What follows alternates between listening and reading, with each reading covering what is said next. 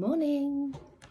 I wanted to show you something that I'd made which demonstrates the progression of labour. So I made these birth beads and they're a fantastic aid in lessons in the classes that I teach to show how labour progresses. So I thought I'd show them to you all just to explain how your surges change as you go through labour. So at the beginning of labour, you start having some period crampy kind of sensations, and you might not be sure if they are surges yet or not. They'll be quite they'll be mild. They won't be as intense as later on in labour. So these kind of purpley blue beads here demonstrate the surges that you get in the very early stages of labour, and the gold beads are the time in between each surge. So you can see that they are kind of not equally spaced out. They're quite irregular and they're not massively intense. As you progress through labour, your surges start to become more regular. So you can see these are evenly spaced out, and they start to become more intense.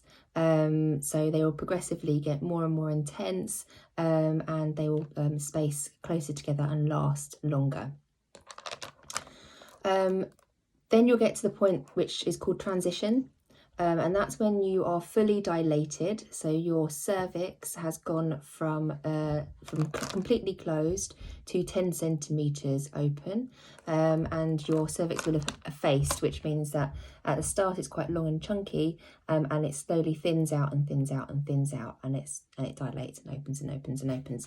So when you get to 100% effaced and 10 centimetres dilated, you transition from the first stage of labour to the second stage, which is the expulsive stage. So this shows the transition stage. The long beads are your surges. They're quite close together, very intense, and you're getting that hit of adrenaline, which can make you feel quite shaky, can make you feel like you start doubting whether you can actually birth your baby, and that's completely normal. That's the effect of the adrenaline. So that's transition. After you transition, you get to the expulsive phase. So that's where you're bearing down and trying to birth baby. So your surges are, you can see the beads, the beads that represent your surges are a lot bigger. They're a lot more intense. They're closer together and a lot more frequent.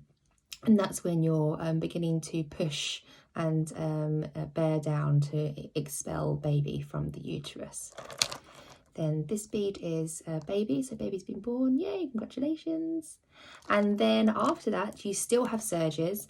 So these orange beads are the surges, and they will still be regular. And that's because you need surges, you need to continue having those contractions so that your uterus peels the placenta away from the inside of the uterus wall, and you birth the placenta because that needs to come out.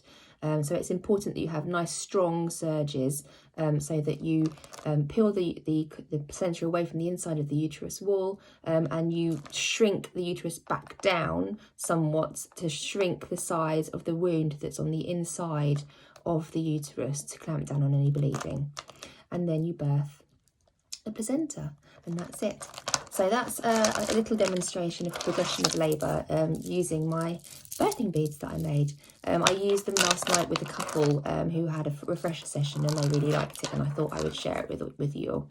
So that's it from me. Have a lovely day today, and see you later. Bye.